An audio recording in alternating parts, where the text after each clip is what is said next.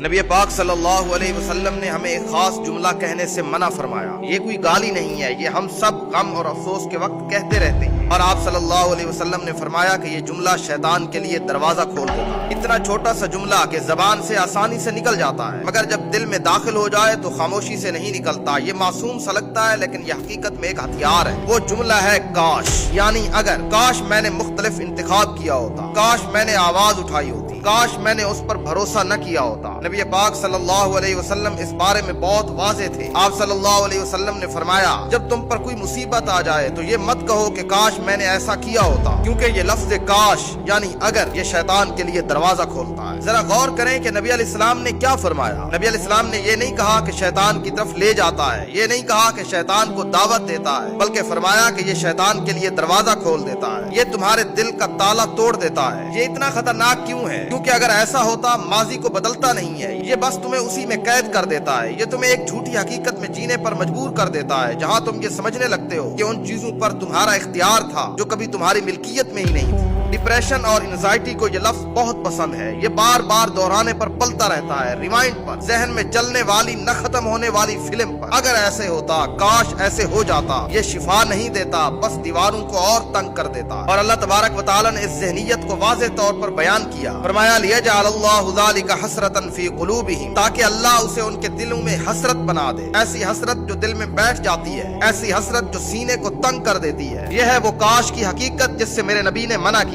شیطان ہمیشہ یہ نہیں چاہتا کہ تم گناہگار بنو، کبھی کبھی بس وہ یہ چاہتا ہے کہ تم اداس رہو، کیونکہ ایک اداس مومن ایک مفلوج مومن ہوتا ہے جو پھنس جاتا ہے اس کے درمیان جو ہو چکا اور اس کے درمیان جو کبھی ہونے والا نہیں۔ اسلام درد کو مٹاتا نہیں ہے، وہ اسے درست سمت دے دیتا ہے۔ کاش ایسا ہوتا کہنے کی بجائے نبی علیہ السلام نے ہمیں یہ کہنا سکھایا، قدر اللہ وما شاء فعل، یہ اللہ کا فیصلہ ہے اور وہی ہوتا ہے جو ہمارا رب چاہتا ہے۔ یہ جملہ تمہیں سن نہیں کر دیتا، یہ تمہیں آزاد کر دیتا ہے۔ وہ تمہارے دل کو ماضی سے جو مر چکا ہے اٹھا کر اللہ کے ہاتھوں میں واپس رکھ دیتا ہے، وہ اللہ جو ہمیشہ زندہ ہے۔ تو اب جب شیطان تمہارے ذہن میں سرگوشی کرے کہ کاش، تو نرمی سے جواب دو، اللہ نے میرے لیے یہ راستہ چنا اور وہ کبھی بغیر حکمت کے انتخاب نہیں کرتا۔ دروازہ بند کر دو اور ایک مکمل سانس لو اور آنکھ کو بند کر کے اپنا یقین اللہ کے سامنے رکھ دو۔